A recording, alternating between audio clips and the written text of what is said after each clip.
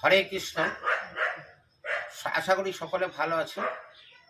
সকলের মঙ্গল কামনা করে আমি অধ্যাপক বি শাস্ত্রী জ্যোতিষ সম্বন্ধে কিছু আলোচনা রাখছি। গ্রহ, উপগ্রহ ইত্যাদি নিয়ে, নক্ষত্র ইত্যাদি নিয়ে বিচার করে তবে আমরা জ্যোতিষ সিদ্ধান্তে উপনীত হই। অনেকে আমাদের ধারণা আছে যে জ্যোতিষ দিয়ে কি হবে, ভাগ্যে যা আছে তা হবে। এই কথা সে চিন্তা করে না, ভাগ্যটা কে তৈরি করবে। আচ্ছা, একজন খুব দুরবস্থায় আছে, তার ভাগ্যে দুরবস্থা ছিল। আর একজন খুব ভালো অবস্থা আছে, তার ভাগ্যে ভালো অবস্থা ছিল। তো যার দুরবস্থা, ভাগ্যের সঙ্গে তার কি কোনো শত্রুতা আছে? ভাগ্য থেকে দুরবস্থা কেন দিল? অনেকে বলে কর্মফল।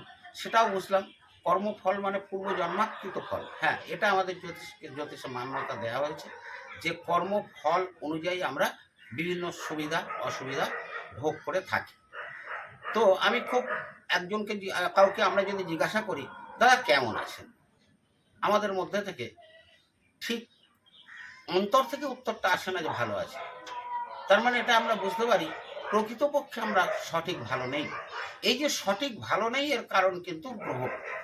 গ্রহ বলতে আমরা আমাদের জ্যোতিষ বিচারে গ্রহ, উপগ্রহ এবং নক্ষত্র, কিছু কিছু নক্ষত্র গ্রহ উপগ্রহকেও আমরা গ্রহ হিসাবে ধরে নিই জ্যোতিষ চর্চায়।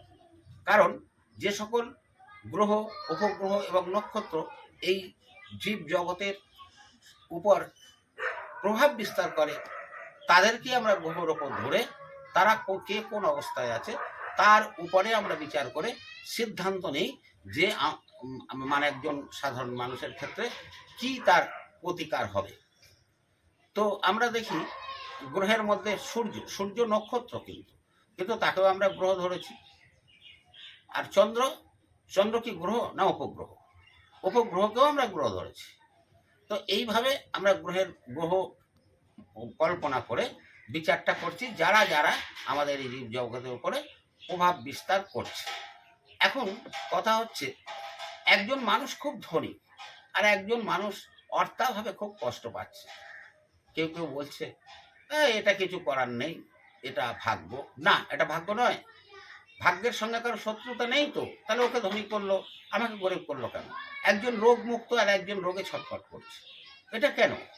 এই প্রত্যেকটা ব্যাপারই হচ্ছে গ্রহের উচ্চতা, উচ্চ অবস্থা এবং নিচস্থ অবস্থা। আমরা যখনই জন্মাই, এই পৃথিবীতে যখন জন্মাচ্ছি, সেই জন্মানোর সময় চন্দ্র, সূর্য এবং বিভিন্ন নক্ষত্র, যদিও আমরা 27টা নক্ষত্রের উপর আলোকপাত করি, এরা তখন কে কোন অবস্থায় আছে তার উপরে নির্ভর করে আমার জীবনটা কেমন চলবে। এছাড়া পূর্ব জন্মাকৃত কিছু আমাদের কর্মফল থাকে, পিতৃদোষ থাকে, যেগুলোর জন্যই আমরা এই জন্মে আমাদের ভোগান্তি হয়। তো গ্রহ উচ্চস্থ এবং নিচস্থ এর উপরে অবশ্যই নির্ভর করে আমাদের বর্তমান, ভবিষ্যৎ এবং অতীত। এটা ওই ভাগ্যের ওপর নির্ভর করে কারা ছেড়ে দেয়। যারা ছেড়ে যায়, যারা জীবন সম্বন্ধে কি বলবো হোপলেস হয়ে গেছে। এই হোপলেসটা হয় কোথা থেকে? এই হোপলেসটা হয় চন্দ্র গ্রহ থেকে। চন্দ্র হচ্ছে মনের কারক গ্রহ। এই চন্দ্র গ্রহ যদি কারো দুর্বল থাকে, তাহলে তার মনের মধ্যে একটা বিতৃষ্ণার জন্ম নেয়। চন্দ্র গ্রহ থেকে বিতৃষ্ণার জন্ম নিতে নিতে এমন একটা অবস্থায় আসতে পারে, একটা মানুষ সম্পূর্ণ পাগলও হয়ে যেতে পারে।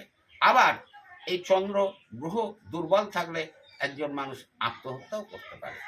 চন্দ্র সঠিক জায়গায় না থাকলে, সঠিক বলবান না থাকলে মনস্থির হয় না, মন থেকে পরিকল্পনা নিতে পারে না। সঠিক পরিকল্পনা না নেওয়ার জন্য অর্থনৈতিক দুরবস্থা, জীবনে বিভিন্ন ক্ষেত্রে বাধা বিঘ্ন এবং দুরবস্থার সৃষ্টি হয়। তাই আমাদের প্রথমেই উচিত এই চন্দ্র গ্রহকে সঠিকভাবে নিরূপণ করা, এবং সেটা কেমন আছে, সবল আছে না দুর্বল আছে। যদি দুর্বল থাকে, একটা কথা আমরা জানি, অসুখ করলে তার ওষুধ আছে, তার চিকিৎসা আছে, চিকিৎসা দ্বারা অসুখকে সারানো যায়। তো সেই জন্যে আমাদের উচিত চন্দ্রকে আগে ঠিক জায়গায় রাখতে হবে। যদি মনুষ্য জীবনে আমি সঠিকভাবে চলতে চাই, চন্দ্র সঠিক জায়গায় না থাকলে কোনো মতেই আমরা মনুষ্য জীবনে সঠিকভাবে চলতে পারবো না। আর রবি গ্রহ তো সকল গ্রহের তেজ এবং সকল গ্রহের আলোক প্রদান করে থাকে। তো যাই হোক, এই গ্রহরা সবাই কিন্তু একটা কথা আমরা জানি, অনবরত চলতে আছে, এক জায়গায় স্থির নেই, যাকে গ্রহদের গোচর বলা হয়। এই গ্রহ এক রাশি থেকে অন্য রাশিতে যাচ্ছে, এক এক সময় এক এক গ্রহ এক এক রাশিতে যায়। তাই কারোর ক্ষেত্রে দেখা যায় এখন রবি দুর্বল, তখন মঙ্গল দুর্বল, আর এক সময় বুধ দুর্বল। এই দুর্বলটা হয় কেন? গ্রহ পরিক্রমার ক্ষেত্রে। তাই কখন কে দুর্বল আছে তার প্রতিকার যদি আমরা সঠিকভাবে নেই, তাহলে আমি সঠিক জীবনযাপন করতে পারবো। হরে কৃষ্ণ, নমস্কার। নিচে আমাদের নাম্বার দেওয়া আছে, যদি মনে করেন যোগাযোগের প্রয়োজন, যোগাযোগ করবেন। সঠিকভাবে বিচার করে যা করলে আপনি সঠিকভাবে আপনার সুন্দর সুস্থ জীবনযাপন করতে পারেন, তার প্রতিকারের ব্যবস্থা আমি বলে দেবো। আপনি সেই প্রতিকার যদি সঠিকভাবে গ্রহণ করেন, অবশ্যই ভগবানের ইচ্ছায় আপনি সার্বিক সুন্দর এবং সুস্থ থাকবেন। নমস্কার।